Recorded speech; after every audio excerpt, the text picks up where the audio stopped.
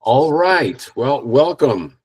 My name is Carlos Garcia, and this is our first online meeting with Southern Cross Astronomical Society members. Tonight, we're going to be talking about the Seestar Smart Telescope. I've been a user of it since February of 2024, and have really, taken a lot of from it. I've really expanded on it. Have used it. I never did astrophotography before. I was always a visual astronomer. But the Seestar has opened up a whole new world, not only for me, but for a lot of people, not only in our club in Southern Cross, but around the world. And it's proven to be very, very popular. At the same time, very easy to use and affordable. It's something that really is one of first of its kind, because the technology in it, only like 3 or 4 years ago, the nearest you could get to it was something that cost $4,000 to $5,000, and now for $500 or with a Seestar S30, it's a lot cheaper. So tonight I've got some slides that I want to share with the group. Let me open it up here. I'm gonna share my screen. I'm going to share my entire screen, and here we go. Okay. Very good. Okay. All right. Can you guys see my screen? Yes. Okay, perfect. Thank you. Yes. Seestar 101, and this online tutorial or a little workshop is to help you get some more uses out of the Seestar, having been a user now for almost a year and a half, a little over a year and a half. I have both the S30 and the S50. I had the S50 first. That was the first one I had in February of 24. And this year I got the S30, which I love, and because it's so compact and portable and everything, and yet very powerful. So it's been a great asset for me, and I've learned a lot with it. Let's go. So here we go. We have a Seestar 101. My name is Carlos Garcia, and I'm a proud member of Southern Cross Astronomical Society for a couple of years now, and we're going to be talking about the ZWO Seestar Smart Telescope. And first thing that I want to touch on are a couple of accessories which I feel are very, very important. If you have either one, but primarily for the S50, here on the left is a picture of the leveler, which is something that I didn't originally get. I said, well, I don't need it, and then I found out that the Seestar, it has to be level. There's a section in there that we'll go to that where you can check to see if the telescope is level. If it's not level, the images you're going to get, it's going to have a harder time tracking the images. So for about like 30, 35 bucks, this little leveler makes a huge difference. It saves a lot of time. With those 3 points, you can fine tune the leveling on the Seestar. So that would sit right between the stand of the Seestar and the Seestar itself. And then when you go into the dashboard level, you can use this, and it makes it very simple. Before, even ZWO says, oh, you can adjust the leg, the length of the legs. Very time consuming, difficult. If you're out in a field, like not on a level, like if you're in the grass or something like that, without the leveler. So I highly recommend this leveler unit. The second accessory, which I really like a lot, is the little shield on the right. It's that little black tube sticking out of the lens there, and primarily it's designed. It's called a dew shield to help avoid buildup of dew or moisture on the on the lens, on the objective, when there's a lot of humidity outside. But the secondary benefit, and to me the primary benefit, is the fact that it does a great job at blocking stray light. So if you're in your backyard using the Seestar and you've got a neighbor's yard light that's coming over the fence, this will help a lot in blocking the light from around the Seestar, and at the same time, it will prevent dew on those nights that are very humid. So you can get these on Amazon. I think the Dew Shield is like 10 or 15 bucks. They're 3D printed. There's a bunch of people that actually, I got my first one, which I think I have right here. I have this one right here. I got this from somebody on Etsy. They made this 3D printed Dew Shield, and it works great. That slips right onto the opening of the Seestar, and it's fantastic. The other accessory I don't have a picture of is an external battery, a USB battery. That's something that if you're going to be imaging outside for a while, the battery on the Seestar will last a good time, good amount of time, anywhere from like 4 to 5 hours. But the extra battery, if you're going to leave it outside and it's a clear night and the weather's going to be good, so that you don't run out of battery, I suggest getting a USB battery with a cable that's long enough to charge the Seestar and not get wound up when it's turning around. So let's see here. Yeah, some questions that I get asked is like, what programs are available for processing the images. There's a bunch of them out there. I use two that are on this list. The first one being Adobe Lightroom. There's a free version that you can get for your mobile phone, which is fantastic. It's almost like the full version of Lightroom, and it's totally free. It's made by Adobe. Highly suggested. Very easy to use for color enhancement, even some noise reduction externally. So when you've downloaded the image from your Seestar, you want to take it, to the next level. Adobe Lightroom is fantastic. One that I also use is Graxpert, which is another free program. It's an open source program. It's a noise reduction program, and that also is free. Cyril is a program that I have dabbled in a little bit. I haven't really used it too often. Very powerful program for editing your pictures, doing stretches of the images, removing the stars, noise reduction, stacking. It really does everything. It's like the Swiss Army knife program for post-processing. The big one is the next one, PixInsight, which is a very, very popular program. That is paid. That's I think it's about $300 or so for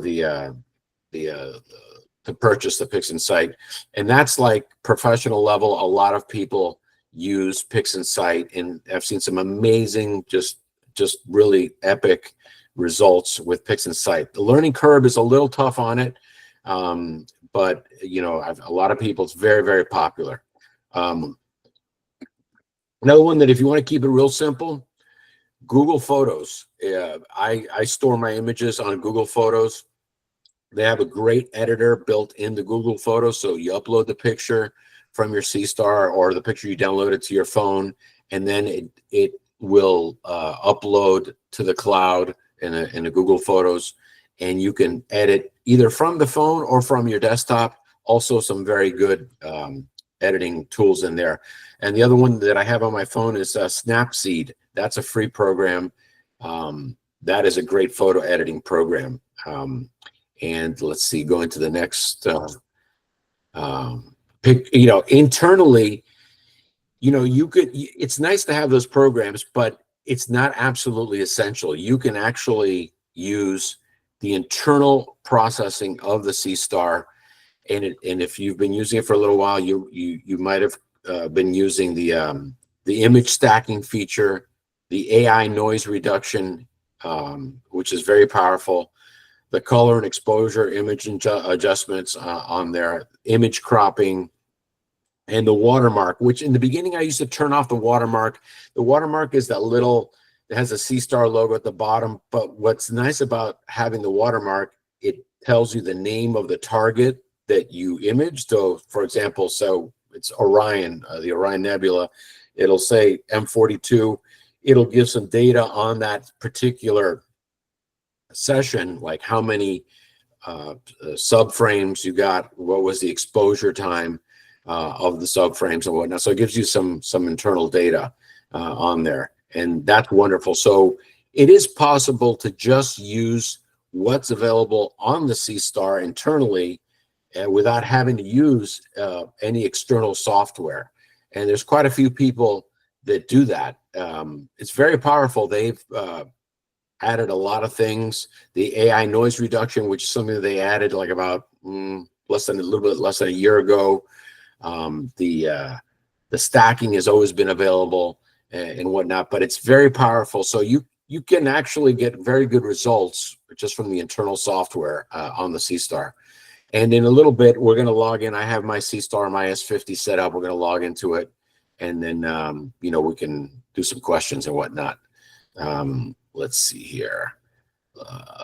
Let's see the importance of the compass calibration and the leveling. I touched upon that before with the leveler unit. It's important to level. If you move your Seestar, you set it up, you bring it inside, and you take it out when you go to image on the nights that we have clear here in Miami.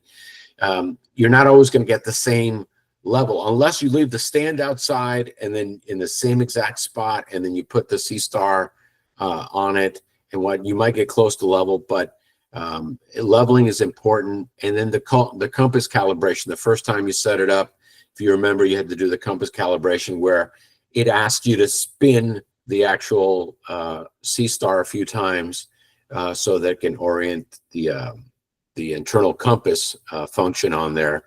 And that is also important. Let's see here. Some scenery mode. A lot of people think this is just for, deep space imaging and things like that. One thing I absolutely love about the Seestar is the scenery mode.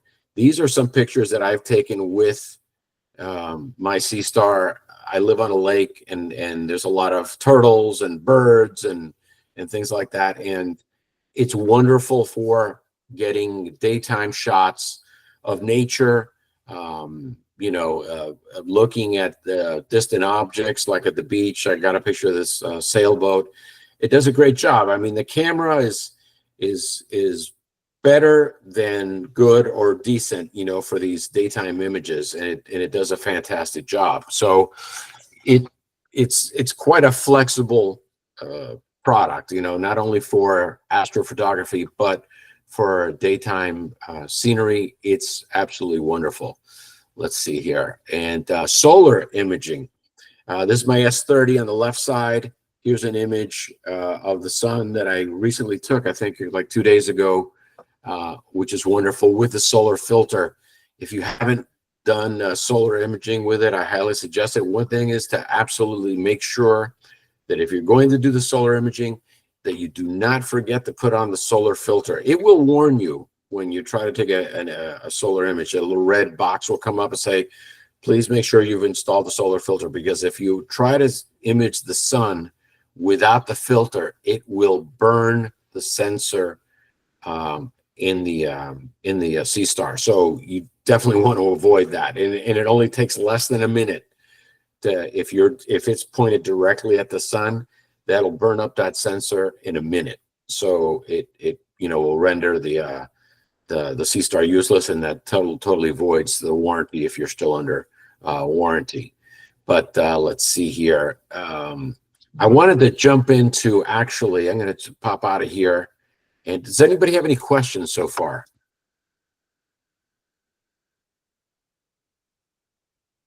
No questions? Okay. I'm going to turn on my Seestar. I've got it actually already fired up here. Let's see. We've got the Seestar right here. And there we are. This is the dashboard of my Seestar outside on the patio right now. It was looking a little cloudy before, but let me see. I've got my little camera here. We've got a little USB camera that I use, kind of like an all sky camera. It's a little wispy outside, but let's see. Let's try to see if we can find some stuff with the Seestar here. This is the S50 that's connected outside, and I'm going to go and try to find the moon here. We'll see if we can have it go to the moon. So you go to the moon. It might be a little bit behind my house, but we're going to find out here in a minute. The Seestar is fantastic, and it's made this so easy to find targets, to take pictures.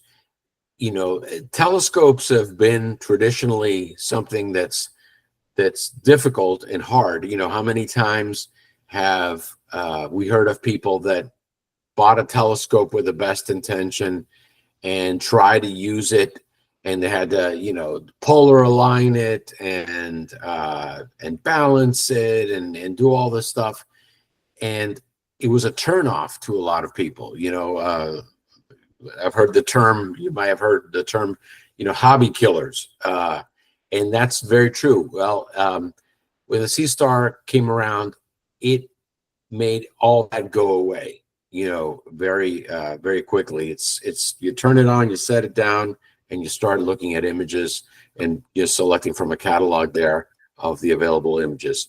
Yeah, let's see here.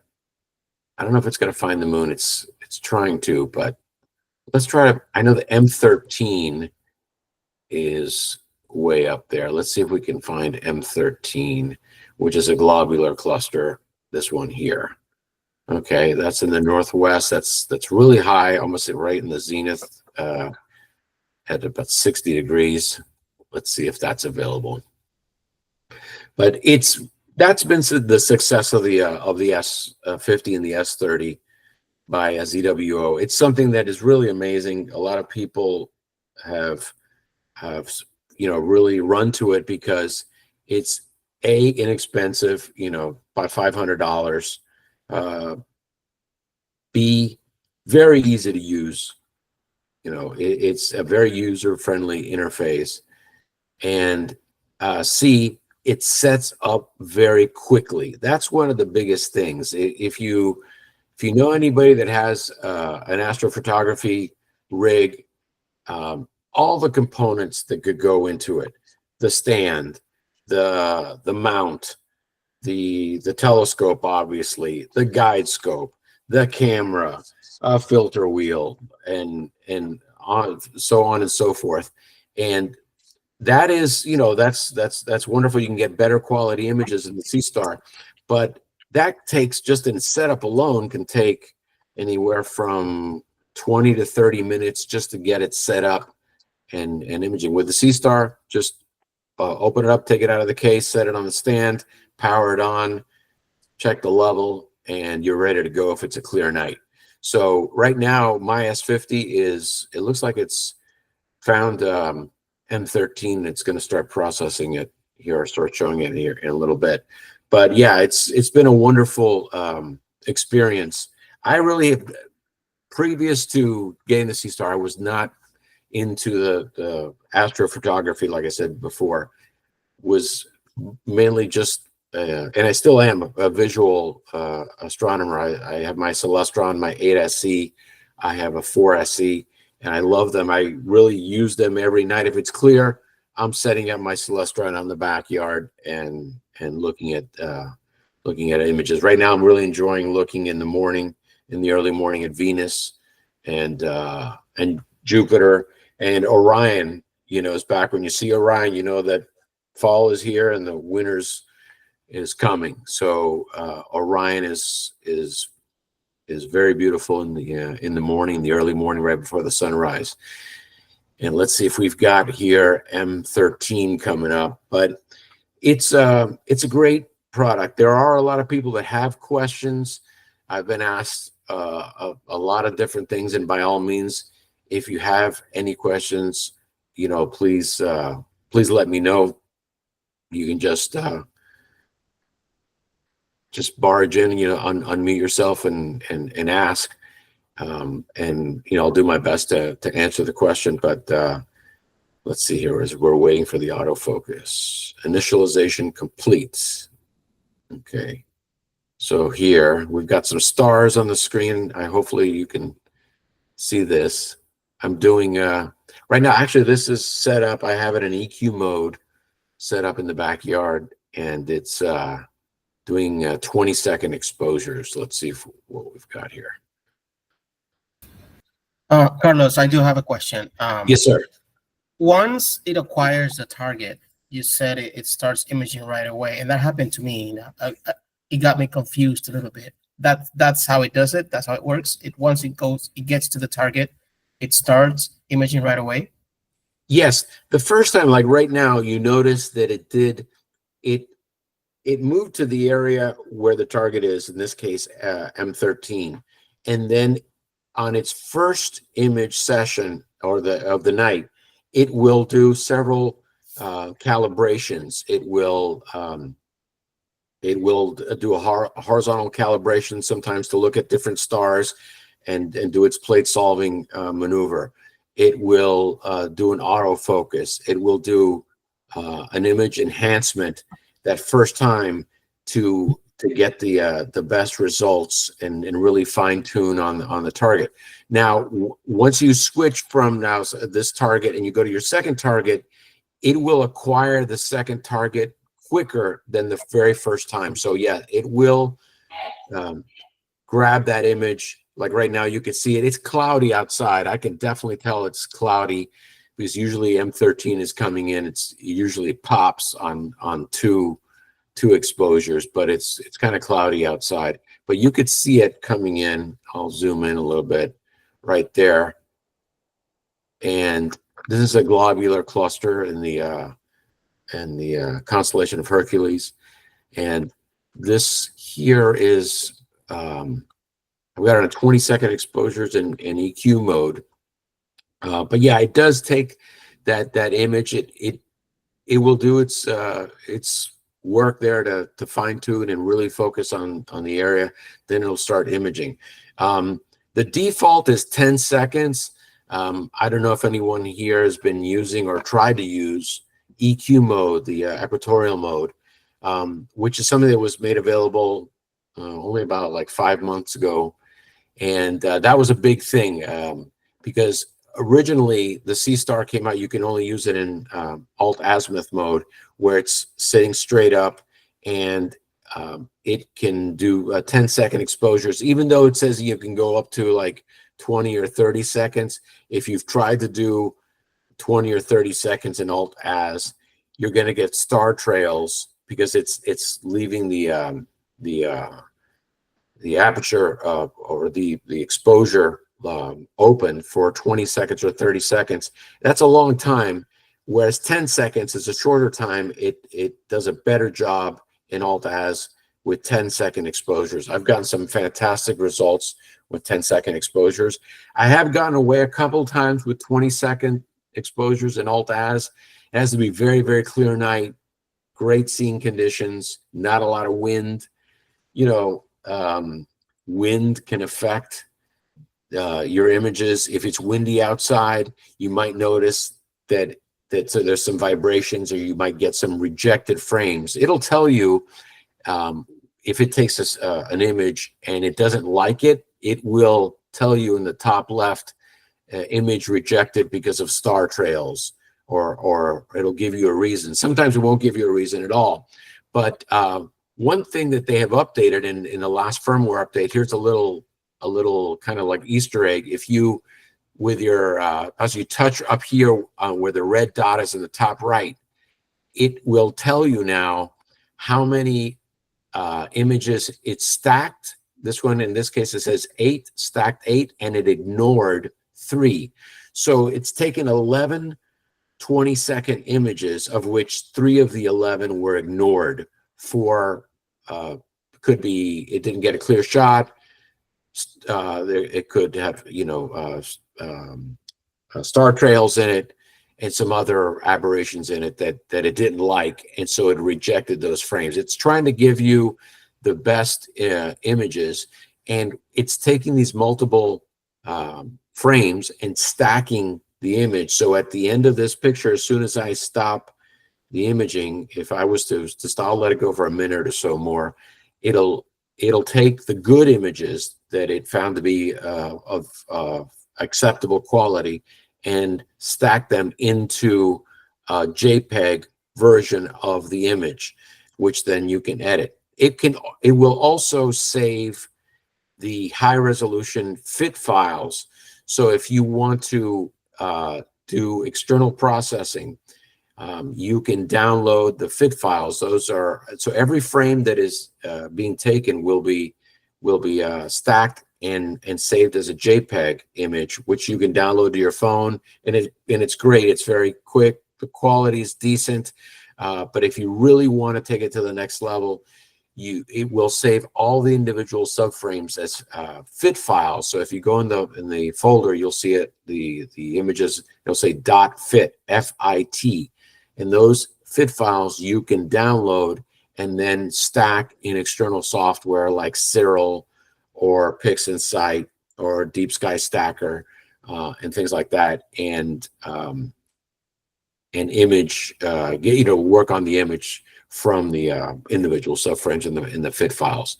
So right here, yeah, there's definitely clouds out there, but this is definitely usually looking a lot better. I'm going to let it finish this one frame, then I'm going to stop it, and then we'll go into some of the internal editing that we could do here on the Seestar. Okay, I'm going to stop it right there. Not bad, but I could definitely tell there's a lot of haze around the image. There's a lot of white. Stop. I'm going to stop the image. Okay, and then we're going to go back and we're going to look at the image. We're going to go to the album. That's where the image is going to be stored. Here's the JPEG version of it. Straight out of the Seestar with no external processing. But if we want to go in, look at it, and process it some more, touch it up, you go to the Seestar folder. There's two folders, the saved images and then the Seestar. When you go to the Seestar, now you're actually looking at the hard drive, the main files of the Seestar. So here is M13. And I did image it yesterday. Let's see if we'll look at the images we got. This is the image that I got yesterday of M13. It's a little clearer. There were some clouds. Right now we've got a full moon. It's, I call it the floodlight in the night sky. It's hard to get good images when we've got the full moon, shining brightly, and we got a lot of haze on there. But we can go in and for example, let me see, on this image that we just took, this is the image that we took tonight, just a few moments ago. We can do the AI noise reduction right here. You see this little wand on the top right of the image. You can go in and touch it, and it will start the noise reduction of the image. It's going to take 15 seconds. And it's going to remove a lot of the noise, any chromatic aberrations in the background and whatnot. So we can compare the image. So that is the image after it's been processed with the noise reduction. And then we could touch the compare button to see that's the image before. As I'm holding down that image, you can compare that on there. And that's something that you can look at both images and see what the difference is. So basically, we can go now, and at the bottom, we can make 3 adjustments on here. The brightness of the image. We can also, on the second option here, I like to increase the black balance on there. That kind of gets rid of a lot of the background noise. And then we can also do the color enhancement there. It's, on certain images you can push it a little bit too far, but it gives it some warmth there. And then you can also go back and compare, hit the compare button. So that's what we've been working on, and I've hit the compare. That's the unprocessed image without the noise reduction and without those color balance adjustments on there. You can also go down here and do a little cropping of the image. It gives you a few options. That's the original. It does a different size here. The one that I kind of like on these smaller, tighter shots, this one here does a good job here. And then you can save that. If you want to export it to your phone and save it on your phone, at the top right, there's this little tool there where you touch it with a box with an up arrow. And when you touch that, you'll see this menu appear at the bottom. It says download, moments, community, export. You want to download that image right to your phone so it'll be in your photo library. You can just touch download there, and now that image will be saved to your photo library right on your iPhone or your Android. So that's there. And let's see. Yeah, here's the moon I was capturing last night. If you guys have, I'm sure have tried to get the image of the moon. It does a great job with the moon. This is the S50 with the moon last night. I think the moon's like about 60%, maybe a little bit more than 60%. So it's getting up there, very, very bright. It's actually casting a shadow. So that's something that, you know, I try to pick targets that are away from the moon. Like right now, I'll try to image things that are in the north, northwest, or the northeast, but I'm trying to avoid anything to the south right now because the moon is so bright right now. But yeah, so that's it. Going back to the slides, I wanted to touch upon a couple of things here with a slideshow again. Let's see here. Oh, station mode on the Seestar. Have you guys looked at station mode? Have you used it at all? Anybody use station mode? If not, you should be. It's what it is. When you log on to the Seestar, you go out there with your phone, you connect it with Bluetooth, and it's great. It's awesome. But you're limited in the fact that you have to be within close proximity to the Seestar to get to stay connected. You're almost like tethered to the Seestar. With station mode, what it will do once you've linked it with your smartphone or your tablet, go into the Wi-Fi setting of the Seestar. In fact, I'll get out of here and go to my Seestar and show you guys station mode, because this is, to me, very powerful. It lets you, the benefit of it, see, if you click here, you're on the main dashboard on the top right, where the battery percentage, or actually you click on the image of the Seestar, just click on the image. It takes you to the advanced menu right here. And right here, under the Wi-Fi setting, right here, under the image there, you click on the Wi-Fi setting, and at the bottom, the last option, it says station mode. Station mode, what it does is it will then allow your Seestar to latch on to the Wi-Fi of your house. So what is the benefit of that? Well, now you are no longer tethered, you know, within 20 feet of the Seestar. You can now walk away from the Seestar with your smartphone or your tablet, and as long as your tablet and your smartphone are on the Wi-Fi, the same Wi-Fi as the Seestar, you can walk away from it, go to your living room, go to the kitchen, go to your bedroom, and still be connected to the Seestar while it's out in the patio. I mean, given the fact that your Seestar is capable of receiving the Wi-Fi signal out in the patio, if it's connected there, it will connect, and that's a wonderful thing, because now you can move around.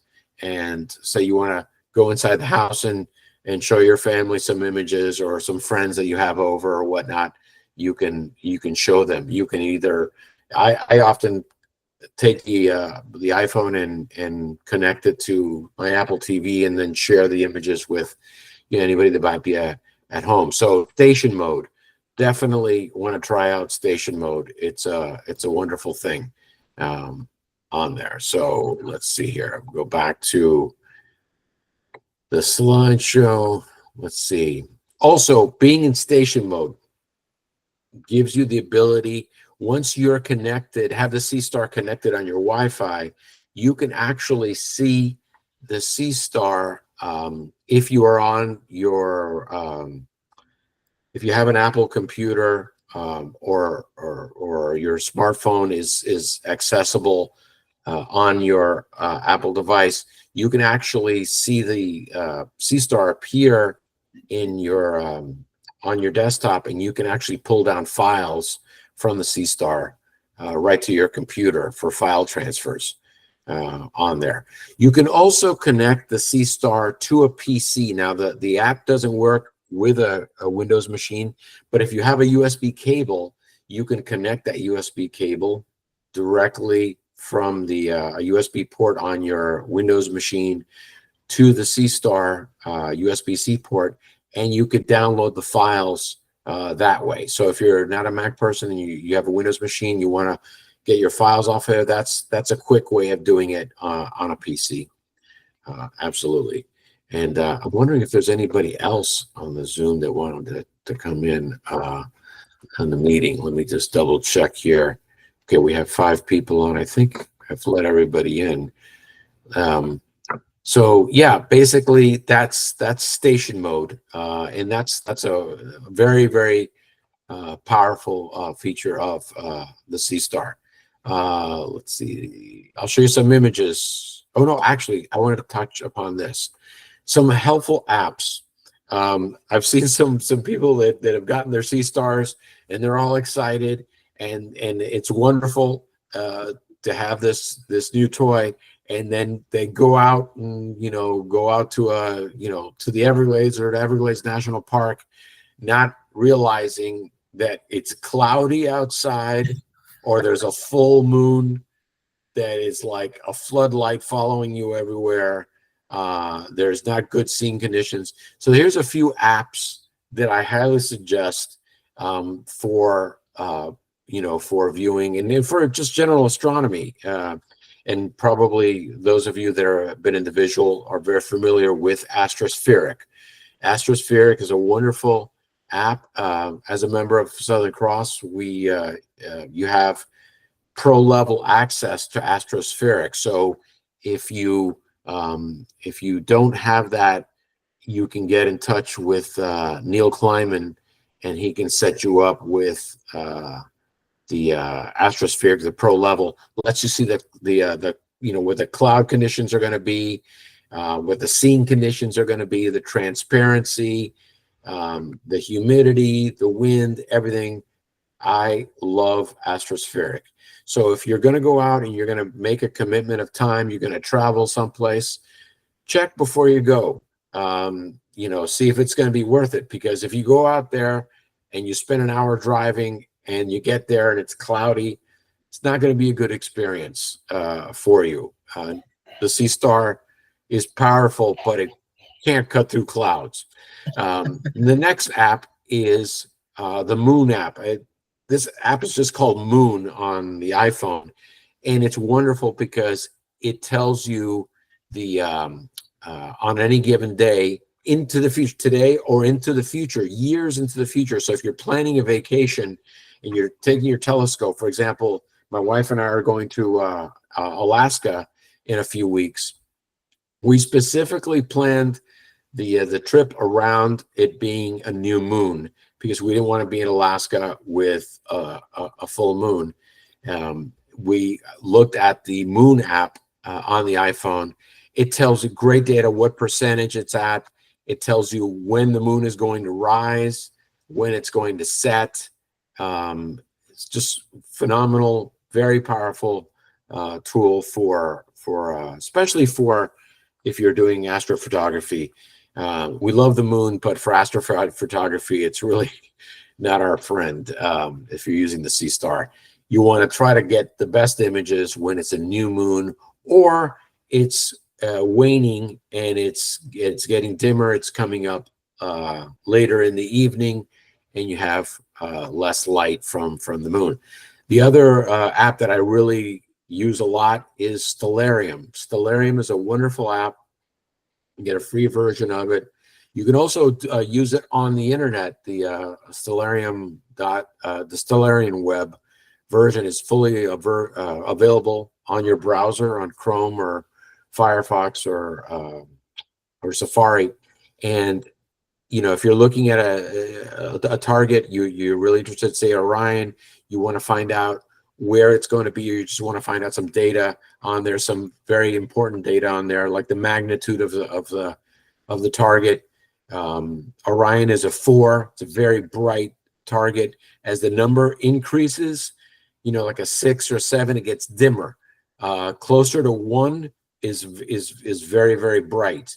As the number gets bigger, it gets dimmer. So if you've got a target that you say, oh wow, I'd like to really shoot that, the Triangulum galaxy, I believe that's like a 7 or an 8. It's dimmer. So if you get anything that's a 8 or a 9 or a 10, you can definitely get the Seestar to image it, but you're gonna need more time on the target.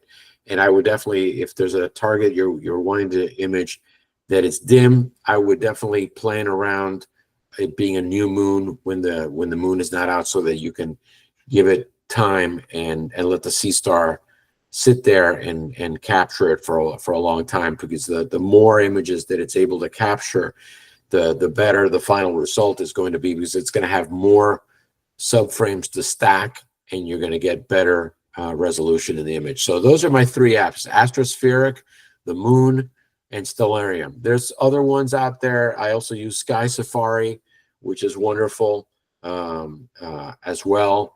And what's the other one that I use before I got the Seestar? Skyview is another great one, where you can type in the target and it will show you where it's going to be on a timeline. So that is also wonderful. Okay, here's some images. Some of you may know that I actually own 3 Seestars. I've got 2 S50s and 1 S30. And my first S50 I have here, but a year ago, in fact, just a few days ago, it was my 1-year anniversary of having sent to Star Front Remote Observatories. I sent a Seestar S50 telescope, and I was the first one to have a Seestar at Star Front, and I maybe it's something that I might be the first person to have put a $500 telescope at a remote observatory.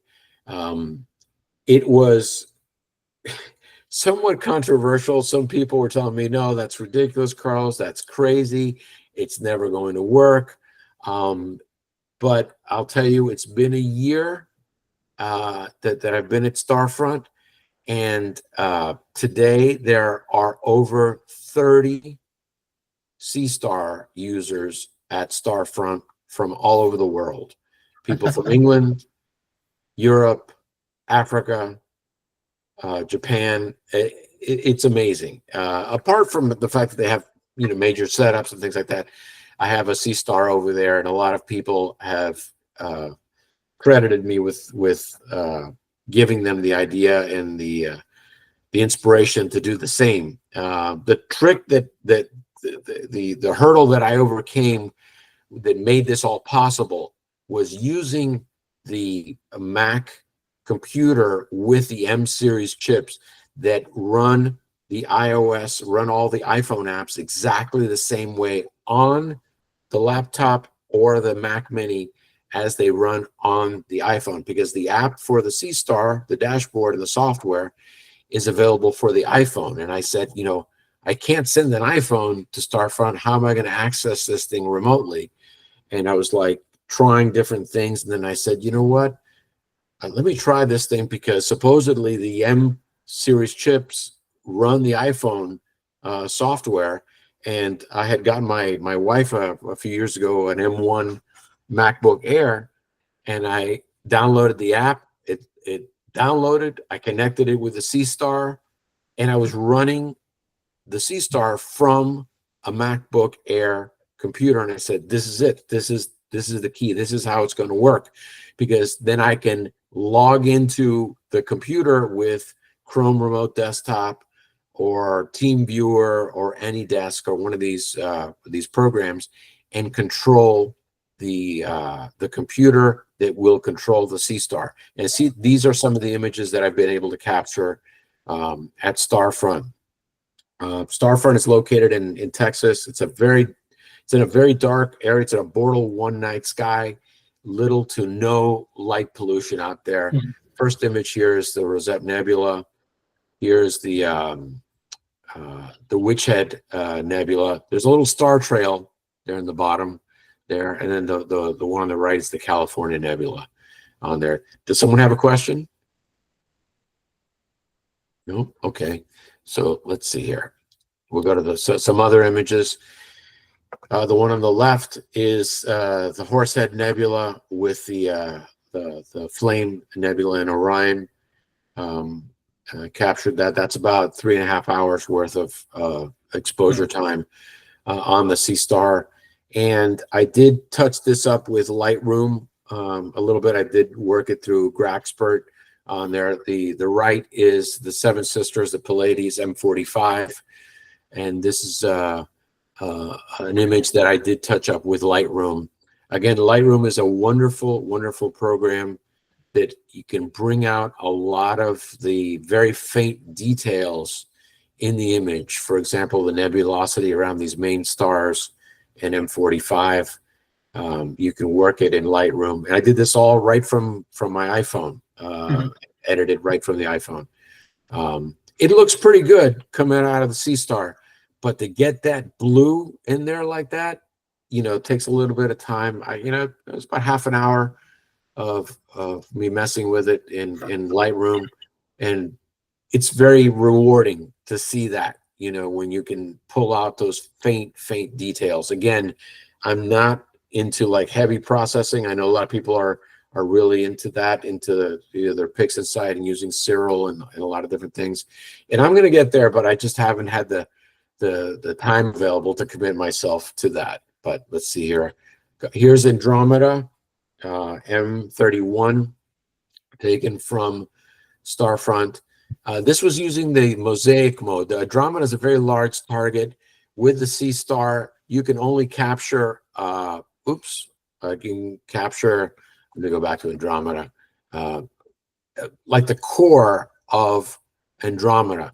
But using the mosaic mode of the Seestar, you can draw a box around it, and I'll log into the Seestar. I'll show you how I use the mosaic mode, and it expands the area of the target that the Seestar will image. And how it does it is it will take individual pictures or images of different areas of the target in that frame that you selected around the target, and then it will sit there and then stitch all those individual pictures together to get the big picture of Andromeda. And this is impressive, that the fact that the Seestar can capture such a large target such as Andromeda. I'll go into the Seestar. I'll show you the mosaic mode, how that works. So for example, if we want to go into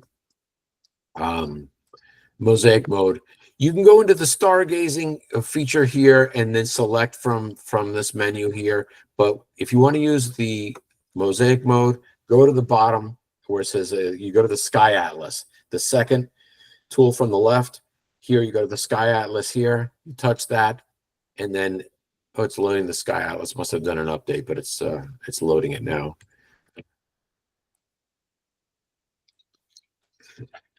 Okay. And then you can go up here. Now we're in the Sky Atlas, and you go in the top right and do the magnifying glass. search for an object, for example, say, let's see, what's a big target? Okay, the North American Nebula, NGC 7000, huge target in Cygnus. This is a massive target. It's really big. Okay, so we're gonna go here, and it's gonna go like, okay, there's the red box. This is the normal frame of what the Seestar can see without the mosaic mode. As you could see, it almost doesn't even fit. It's so large, it hardly fits in the view here on the dashboard. But using the mosaic mode, once you're here and you see that you're in this frame here, you go on the right side and you see this little tool that says framing right there. You touch the framing tool. Then at the bottom appears an option whereby you can expand the size of this box. You see as I'm sliding it all the way to the right, and now we're using the full capability. That's twice as large as the original. That's the original size of the image capture. Now that's double the size. You can then also click to the right, and you can move the box and adjust how you want to frame it and what angle you want to adjust this frame. So here is, now we're almost able to capture all of the North American Nebula right there. Once you have the box drawn, then you can move the target around and orient it the way that you want. And right there, that's as big as it gets right there, and you can tell it to go to. Now, I don't know if it's, let me go outside, see for a second if it's cloudy. Let me see. Oh yeah, we got a lot of clouds out there now. But if I was to go to here, what it will do is it will then send the Seestar to the target, and it will start at the core, middle of the image, take some pictures there. Then it'll move slightly over, take some other images, and it takes a longer time to capture a mosaic. But what it's the telescope is doing is it's going to every area within this box and taking pictures, individual pictures, and then once it's captured all the area inside the box, it will stitch all those individual pictures of different areas of the target together into the one large image. This was a big addition. That's probably the most anticipated feature of the Seestar when it came out about, I don't know, about like maybe 9 months ago. Fantastic. It is a very powerful feature. The mosaic mode in the Seestar, I highly suggest it. It's wonderful, and it works great. I mean, sometimes, you know, if it's not a big target, say you want to capture, there might be two targets that are close to each other. You can get both of those targets within that frame there. So that's a wonderful feature, the mosaic feature on the Seestar. It's available on the S30 and the S50.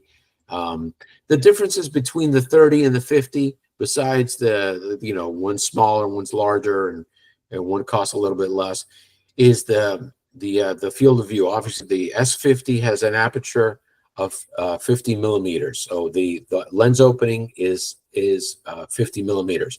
The S30 is a 30 millimeter aperture, so it's a smaller aperture, but has a wider field of view. You can actually capture the entire North American Nebula with the S30, where with the S50, it pretty much, you have to use the mosaic mode because it's more focused in a smaller area of the target on there. But that's the mosaic mode. And let's see here, going back to the slides, that's Andromeda there. And let's see, questions. Does anybody have any questions about the Seestar or anything at all? Yeah. So I have a few notes here. Okay. I know the Seestar comes with a little tripod. Yes. Can you mount it on a big tripod? Absolutely. Absolutely. Let let me see. I'm going to stop presenting here. If you have, for example, I have the Celestron 8SC tripod. One thing I discovered a long time ago, and a lot of people had not toyed with. I'm always tinkering with stuff. Oh yeah, I wonder if that works. The bolt is a 3/8 bolt that holds 3 bolts that holds the Celestron, the base of the Celestron. It's the exact same bolt that goes underneath the Seestar. So that tripod for my Celestron 8SC, which is a big one, and I can get it elevated off the ground, works perfectly for the Seestar. There are different tripods, but if you happen to have any Celestron tripods, they work great with the Seestar. You can absolutely use a larger tripod for sure. Okay, just to give you some background, I don't have a Seestar yet. I'm waiting for the Pro to come out. Oh, okay. I hope it's January. I think I've heard. That's the rumor, yes. So I'm just holding tight to get that. I typically am a frustrated camera astrophotographer because it's very difficult here with all the light pollution. And I even have a place in Fort Pierce, which is better than Miami, but still not great. Right. So that's why my son bought a Seestar S50. And, fantastic. And I'm surprised. Like, he was supposed to be on here, but I guess he got complicated. Well, I'm recording this so we could share it later. You know. Yeah. That's wonderful. That's wonderful. So you're with your DSLR. You've been taking images. Yeah, very frustratingly though. Sure. You know, it's really difficult, and getting my I have a star tracker, and getting it aligned with the Polaris, yes, particularly when it's always cloudy toward the north, you know, from where I try to do it. Right. So that's why I want to get the Seestar. I think it'll help me get into it, and then maybe I can hone in on my camera again, or maybe not. Maybe I'll get a telescope. I don't know. But that's my position, and I understand that there's something called a wedge that you buy also for this. Yes, an EQ wedge. Yes, absolutely, an EQ wedge. For example, let's see here. Let's look at a picture of let's see, go to like the High Point Scientific. I'm going to share my screen here in a second. Here, I'm going to put the Skywatcher. I just bought a Skywatcher EQ wedge. EQ wedge. Wedge. Oh, let me see. Actually, we'll just go right into Google here. Yeah, this is EQ wedge. I just got this wedge here. Okay, I'm going to share my screen here so you can see this. Let's see here. Share the screen, entire screen. There. Okay, so the Skywatcher is this product right here. This here. So this is oh, what happened there? Okay, there's the wedge. This will allow you to use the Seestar in equatorial mode. Now, this is a new feature that was added about, say, about 4 months ago, 5 months ago, and also highly anticipated the feature. What this allows you to do is to mount the Seestar, and then it will show the Seestar in EQ mode, and then the Seestar will be pointed at Polaris. But what makes it easy, unlike what you're doing with your DSLR, is that the software on the Seestar dashboard really makes it very, very easy.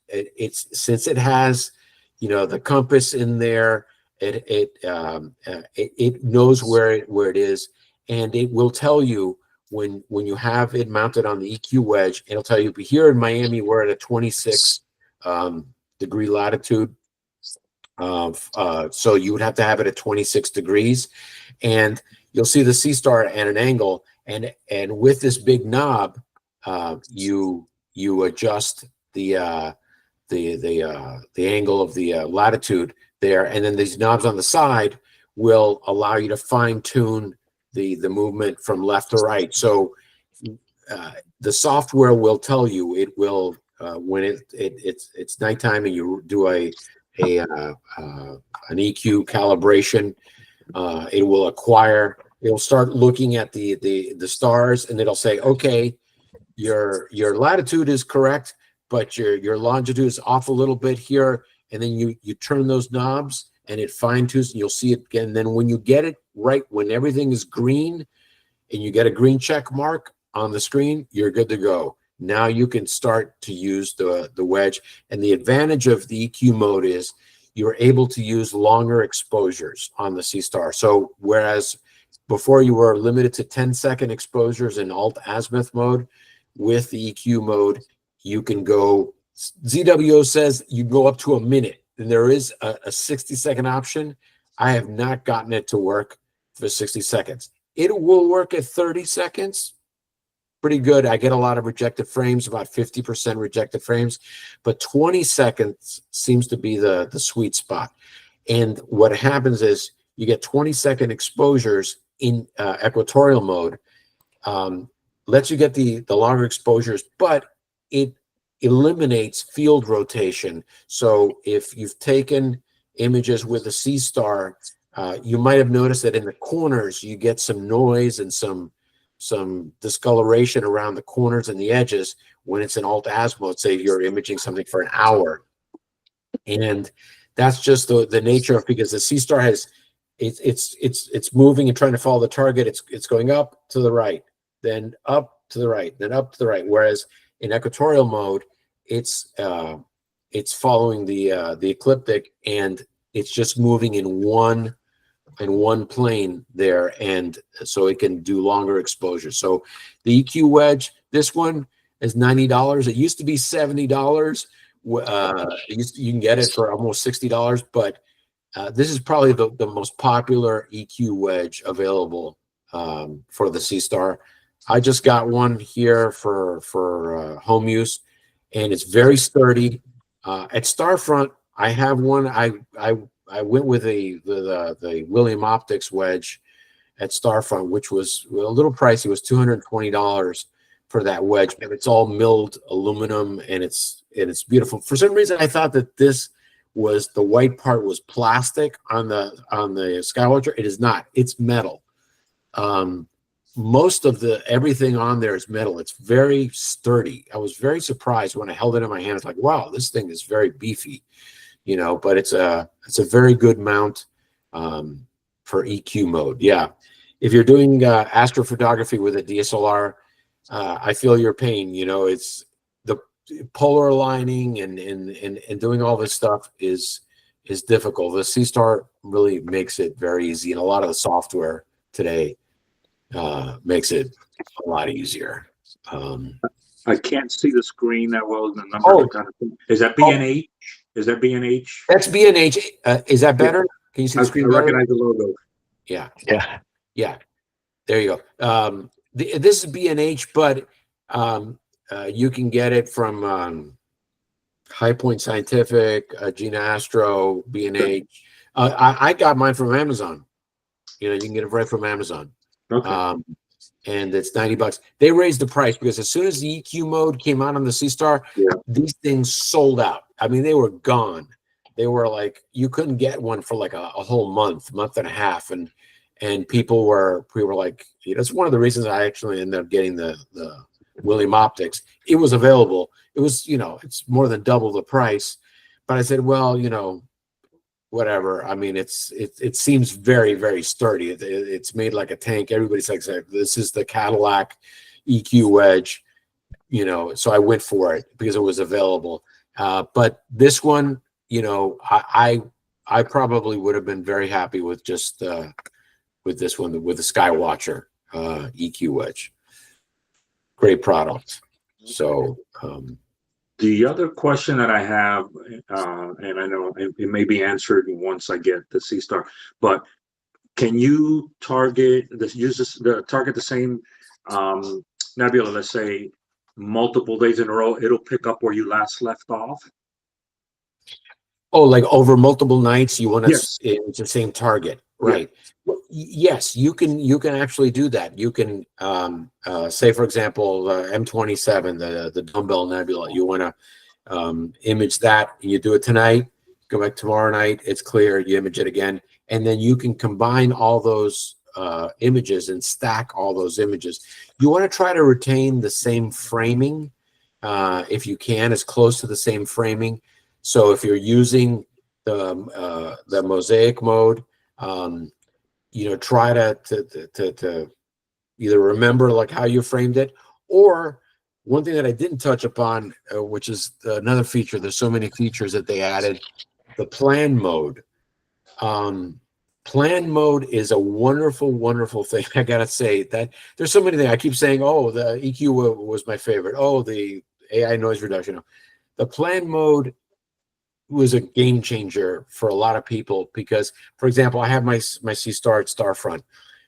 I was like, okay, it would be nighttime. They would open the roofs. I'd go in there and I'd start imaging, like say M27, and then I would wait and then image it for about an hour and a half, then stop it and then go to another target. But I would manually have to do that. Now with the plan mode, you can select your targets over the course of the night and schedule them in the plan mode. Wonderful, wonderful feature. That's and cool. Also allows you for the framing that you could do. Russ, you had a question? No, I didn't. That plan mode sounds really cool. Plan mode is wonderful. I love plan mode. It got me a lot of sleep because I was like staying up all night till 3 or 4 in the morning, moving from M27. Okay, let's go to the globular M13. Okay, let's go to the Horsehead Nebula. Let's go and back and forth. And it's like, holy crap, it's 3:30 in the morning, but I would have to manually move the target. But now with plan mode, it's like, oh, thank you, God. Now I can just do this and go to sleep and let it image all night long. And I wake up in the morning and there's my 4 or 5 targets. Like, wow, this is so cool. So useful. I gotta say, probably plan mode. I'd probably say that's probably to me the number one upgrade that ZWO made on there. And I was requesting that. I said, for the longest time, it's like, man, you know what? You guys could do this. You already do it on the ASI Air. I remember emailing them, and then it came out that they were going to be adding it. It's like, oh, that's fantastic. Love plan mode, but plan mode gives you a lot of cool features that you can put the framing around your target. And then what's nice about the plan mode, you can run that same plan over multiple nights. So to your question, William, about the framing, if you set up the plan with your, say, 2 targets and you adjusted the frame for a mosaic, you can just run the plan over multiple nights and have the framing is already saved for you in the plan. So you can kind of be assured that you're going to have the same framing on that image. One of the reasons why I want the Pro is because I'm fascinated with the Milky Way and imaging it. And I understand that the Pro is going to address that. Mm-hmm. It's going to have a 4K secondary camera. Right now, the S30, which I love my S30, I really do. And I love this. I never saw the value, but once you start using the S30 with a secondary camera, you go, aha, that's very powerful, having that second little camera on the top, because sometimes when you want to go to the moon or even solar imaging during the day with a filter, you send it to the target and it doesn't always find the sun or the moon, even though these are very large targets. But with a secondary camera, you could just manually, you go, oh, there's the sun right there. And it's okay to use the secondary camera without a filter. You make sure to remember to put that solar filter on the primary, but you can find the target very, very easily with that secondary camera. But on the S30 Pro, they're going to have the Milky Way image feature with the 4K secondary camera, and that is going to be fantastic. I love Milky Way shots as well. I mean, that's going to be huge, especially at Star Front. The Milky Way is like every night you see it in the it's there. They have these cameras that are pointing towards the south in each building, and there's the Milky Way. It's just huge, right? That's like, wow, that's amazing, you know, that you could see the Milky Way. But when you're in a Bortle one night sky, the Milky Way is very, very visible. It's very prominent, you know. So that's wonderful. Yeah, the S30 Pro, I'll probably end up ordering it, you know, myself. I was kind of hoping, everybody was kind of hoping the S50 Pro or the S70 was going to come out. It was kind of surprised. I was surprised, as many people were, that the S30 came out. Then ZWO announced at one of these big trade shows that shortly after, like 2 or 3 months after the S30 came out, that they were coming out with the Pro version of the S30, and everybody was saying, like, well, what about the S50? I mean, that's the flagship model there, and who knows? The S30 Pro, it's going to have a better sensor. It's going to have the IMX 533 sensor. It's going to have a larger hard drive, a 256 gigabyte hard drive, whereas the S30 and the S50 only have a 64 gig hard drive. I imagine, I believe that ZWO is going to incorporate the ASI, more of the ASI features of their very popular ASI product into the S30 Pro. And when they do that, that's going to be, again, another big game changer. You know, it's going to have a lot of all the ASI stuff, which is kind of become, you know, kind of the de facto standard for imaging on there. They'll probably incorporate that into the S30, and then whenever the S50 or the S70 comes out, that'll be good. Yeah, but the image quality is going to be fantastic on the S30 Pro, and hopefully that will come out sooner than later. So yeah, that's it. I can I'll show you one. Let me see. I want to share one thing here with my. Let me log into. I'm going to log into Star Front here for a second. Star Front. Where are you, Star Front? Okay, here, Star Front. Can you guys still see my dashboard? Or no. No. No. Let me go back to it and share my screen. Share entire screen. There. Share. Okay. Okay. This is the desktop of my Mac Mini in Texas. Let me get rid of this here. Okay, here we go. Oh, the roofs are open right now. Okay. So here's the desktop. I have a camera mounted underneath my Seestar as a peer camera. Let's see if I can make this a little bit bigger. Okay, that's, I don't know if you guys could see that. That's a camera that's underneath the Seestar. My Seestar is the one on the right. My neighbor has his S50 there. I think his name's Kelly, if I'm not mistaken. But yeah, there's a whole row. There's like 25 Seestars all lined up in this one building. But I can move the Seestar around. Let me actually. I had turned off my Seestar. Let me turn it on. Oh, that was with my switch bot. I've got a switch bot button on the Seestar to turn on and off the Seestar. So it's this little thing that sits over the power button. It's a button pusher, and I'll hit press mode.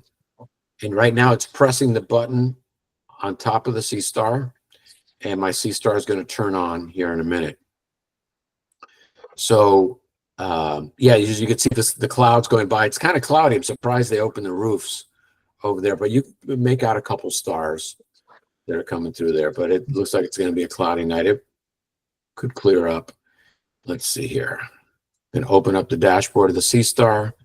It's not connected right now. Let's see. Should have.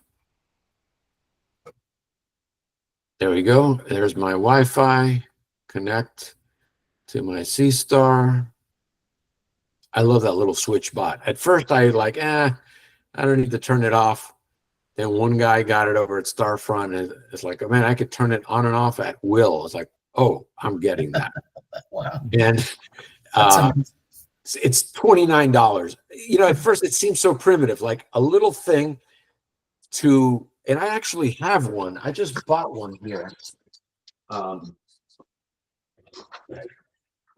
This is a great little, here it is right here. This little thing, I don't know if you can see this, this little box. It has a little thing that comes out of the bottom and touch it, and it comes out like a little piece of plastic, and it emulates like a button press. So you can turn on the lights or turn on your coffee maker or whatever you want to do remotely. So here we are with the dashboard of the S50 out in Texas. But I wanted to show you guys some of the let's see here. I take a video of the from the Peer Cam, and here's one from last night. So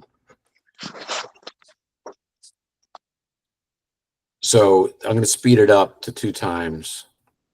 Okay, you see the stars going by, and then you're going to see here. So you can see, I don't know if you can see the Seestar slowly moving. This is a time lapse, but as the Seestar is imaging, it's moving across, and there it just switched to another target. And you're going to see the moon show up. I'm going to fast forward it. See, you can see the stars. Now watch. I'm fast forwarding, and watch. It almost looks like daylight when the moon comes up. Here we go. There. Here's the moon coming up.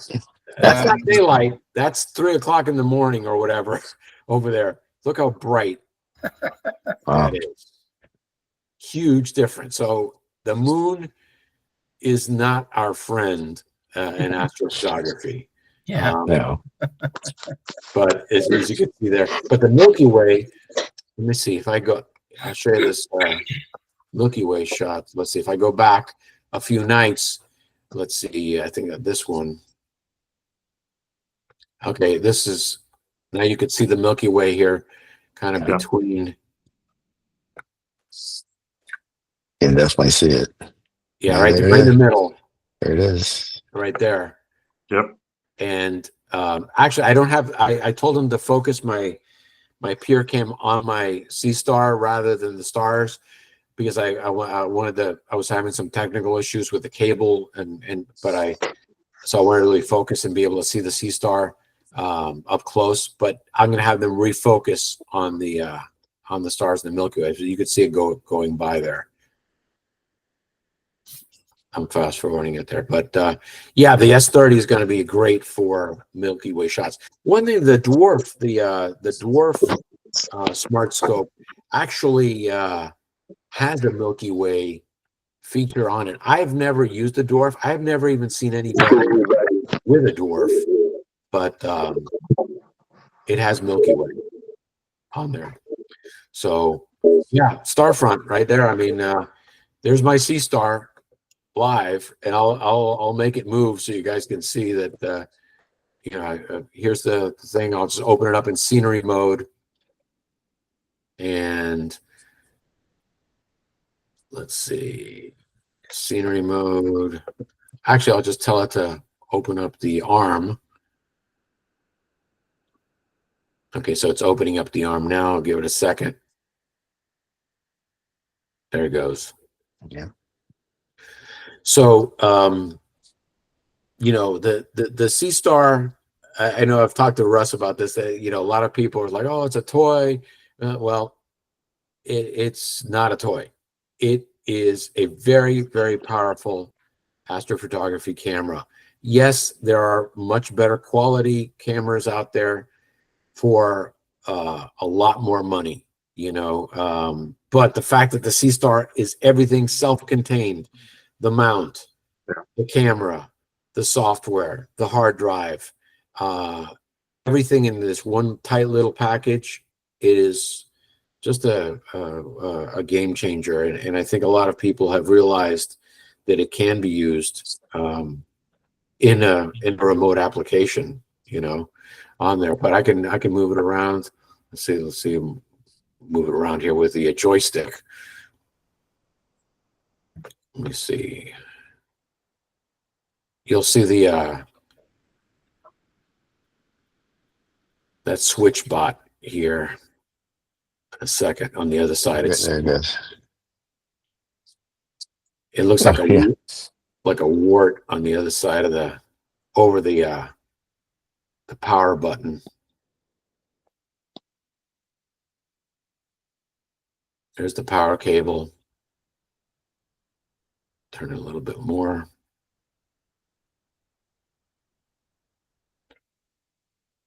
But the yeah, the little switch bot for $29, definitely worth it. Let me see here. Okay, there it is. I'll turn it a little bit more. It just sits on top. It's with a very strong adhesive over the button, and it works via. It's connected to the Mac Mini via Bluetooth, and I can power it on and off. You know, I would imagine that I don't know if ZWO can do that with a software update. I hope that they can. Maybe with the Pro, you'll be able to remotely turn it off. One feature that I'm really hoping with the Pro is that you can, like, if you have a rig, like there it is. There's a side view of it. There's a little box there. Okay. Yeah. Yeah, and underneath you see that little slit right there. I mean, I'll zoom in a little bit. There we go. Yeah, you see the little slit. That's where the little knob comes out. It goes zip, presses the button, and it goes back in on there. And you can adjust the time, like say, do it for 1 second, 5 seconds, 10 seconds, whatever. It'll hold the button down.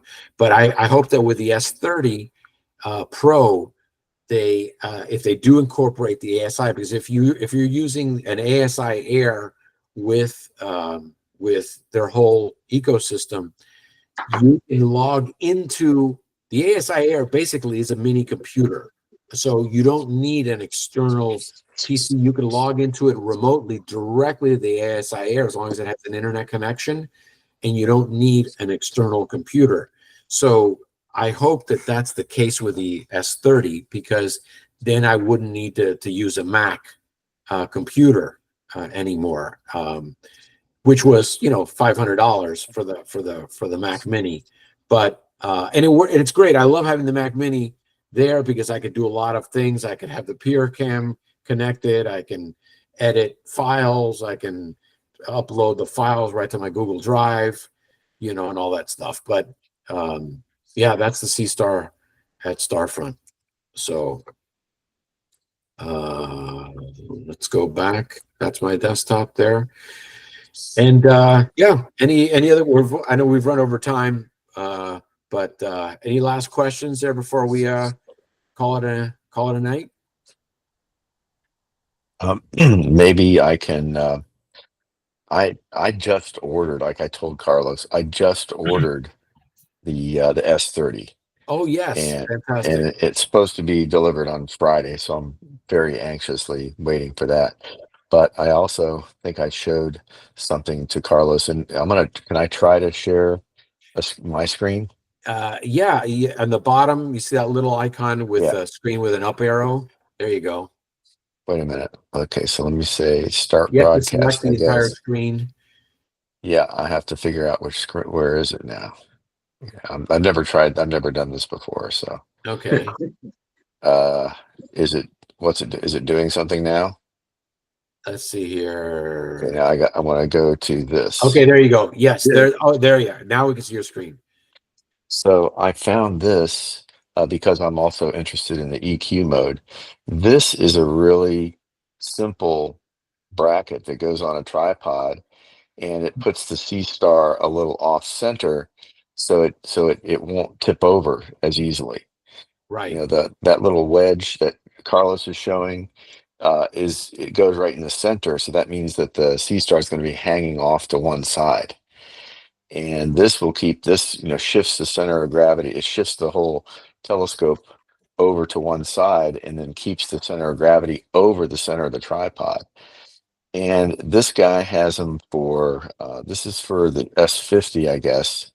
Mhm. And then you notice you'll notice right here. I'm going to zoom in. See how it has a. Did you see it zoom in? Yes. Mhm. Yes. Yes. So you see this one. It says 41.8 degrees north. So when Mhm. you order this from this fellow, you tell him what your latitude is, and he'll make the bracket for your latitude. Oh, Wow. Brilliant. wow. And then there's another one, which the one that's on the right there. There's the S50s on the left, S30 in the middle, and Right. then on the right, it's called the balance arm for a Right. conventional wedge, which is that is the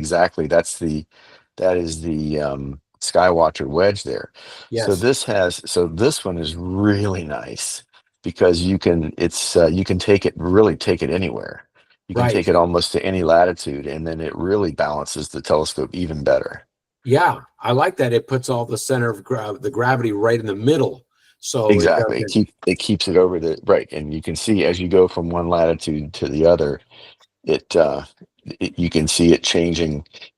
It moves it further away. Like that's 30 degrees. It Right. moves it really far away from the center because the telescope's really leaning hard over Yes. the center, and then you go from 30 to 40. The mount moves in a little closer to the center, and then it tilts up a little farther. So it's very clever. Yeah. And so I ordered one of these too. Even though Well, that's even though great. I don't have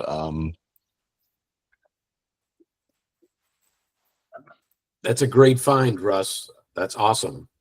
That you know what? I had never seen that before. I had never seen that plate. I hope we didn't lose you. I think we never tried did. this before. Okay, I Oh, think I'm there he is. back. Yeah, he's Oh, I back. think I'm back. Okay. So I can should I let's see let me see if I can find a link to that. I can maybe put that up on the screen here. It's called Peterson Engineering. Here, let me see if I Peterson can. Engineering. You can actually share if you find the link on the bottom right. There's the chat. There's the little icons there. The one in the middle is the Okay, I'm gonna copy that. Well, I'm just copying the URL, yeah. and then Copy the URL, and then you I'm can gonna come back. I'm the gonna come the back to Meet. right I'm back, and then bottom right. There's a few icons on the yes. very bottom right, Mm-hmm. and the one in the middle is the chat one. It's like a little box, like Yeah. a little call out box, and you can just paste it right there, send a message. And I'll just put like, hi, everyone. And then that shares it with everybody in the group. It's actually it's looks like it's speech text. It's speech to text is what it's doing. Oh, really? Yeah, Oh, right okay. now it's doing because that was closed captioning. That little symbol was closed caption. I'm going to turn that off Yeah. because it was doing our speech, turning our speech into text. Oh, So okay. where is the There's 5 icons in the bottom right. It's the one in the yeah. middle. It says chat. Or no, next to chat. It's the it says call in messages. Um, you can just Oh, paste it. there we go. In call messages. There we go. Yeah. Okay, so now there we go. Paste, Right. and then I'll send that out. Okay, so There that's you it. go. There's that. Okay. Yeah. So Yeah, So that so I'm gonna that's look that the up. That's yeah, awesome, man. That's that's the URL for that little thing, which I thought was it was the best part about it was the price was not too. It was a little. It was I'm thinking of yeah, it's a good price, and also I'm thinking of the reason I chose the S40 is I'm thinking of or S30 is travel and yes. having just that little angled piece of metal is good for travel. Just one thing, one little tiny flat bar, not flat, but one piece of metal bar that would be easy to pack. So Yes. it's anywhere. yeah, Exactly. That's so that's a that's great find. Great yeah. find, man. That's awesome. That's I like that extension plate too, because I get in the picture with the Skywatcher. That is a concern. A lot of people try to use the S50 with the Skywatcher or any other wedge, and then without that plate, you really have to be very careful. You have to put the weight on the leg, on the one leg that's facing north towards Polaris, so that it doesn't tip over. But I still don't trust it. You know, I've seen people put some weights on it. Right. You know, Well, that's what I saw. I saw another product which was something like that, like like the angled wedge, and it also came with a bag so you could put weights in it. yeah. So Yeah. because if you do that and it's just hanging over one side, you're going to have to put weight to keep it from falling over. Yeah. Yeah. So, I saw so one that's why I thought this was a cool little product, because it shifted the center of gravity so that you're keeping the center. It shifted the telescope so you're keeping the center of gravity over the center of the tripod. Yeah, Very this clever. guy's smart. I mean, there's Yeah. so many like little a whole ecosystem around Yeah. the stars. You know, Yeah. Yeah. it's amazing, and people have become very, very innovative, Yeah. and making this stuff. But yeah, I saw a picture of somebody, you know, the weights, like with like if you lift weights, the weights with the hole in the middle. I saw one guy actually, like on the leg of the tripod, like put two 20-pound weights on there to hold it down. It's like, oh, that would Yeah. work as well, you know. Well, I'll let you all know how it works out. Yeah. If that product actually works, I'm hoping it does, but Yeah. I don't know. I haven't tried it yet, so I don't know if it actually Yeah. does. So It looks really watched cool, man.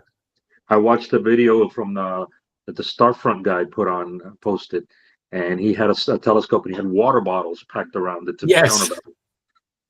Yes, Bray, is water bottles, which I've never seen anybody use water bottles, but he loves using water bottles on his, you know, $30,000 yeah. rig. Well, you can. That would make me nervous. But it makes it easy to fine tune the weight. Yes. Yeah. Water Yeah. bottles on his triple Rasa. Yeah, the triple Rasa. His triple Rasa. Yeah. Well, they in our building, we just got installed about 10 days ago, a 24-inch plane wave Newtonian F3. This thing is gargantuan. Yeah, it's huge. It is. Yeah. It literally is almost blocking the view to the south. Well, luckily, we're up high, you know. Yeah, the club has, we have an 18-inch Dob, an 18-inch Newt, and that thing's huge. So 24 inch is going to be just that much bigger. It's crazy. Exactly. It's crazy big. No, definitely. But it's that's awesome, man. That's awesome. Well, thank you guys very much. Thank you. For joining, and I hope to do this again. We've got some ideas to do like online star parties with the Seestar. We can do like Russ, you can have your 30, Alejandro, you can have your Seestar, William, when you get your Seestar, and then we can all have our Seestar set up, and like, each one could be imaging a different target, and we could share them on our screen in real time, just like we're doing now. Yeah. So this concept of an online star party, I think, is made much easier with the Seestar. The fact that you can share these images. So I'm really talking to the powers that be at Southern Cross to offer that online to the membership and also maybe to the general public. But so yeah. Well, thank you very much. Hey. Any questions? If you have any questions, you can check out my website. It's starpicturesmiami.com, or my email, starpicturesmiami@gmail.com. You can get in touch with me, or on the WhatsApp. Perfect. Okay, guys. Great. Thank you so much for taking the time to do this. Appreciate it. Thank you. Thank you. I hope it helps. Yes. All right, guys. All the best. Thank you. Bye-bye. Bye. Bye. Bye.